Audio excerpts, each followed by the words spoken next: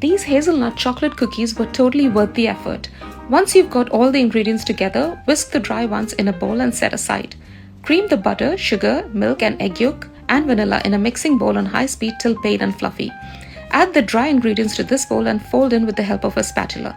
Chill the cookie dough for about 10 minutes, roll into balls, coat with toasted hazelnut bits and bake. While they're still warm, press them down a bit in the center and fill it with hazelnut spread. Let them cool completely and enjoy!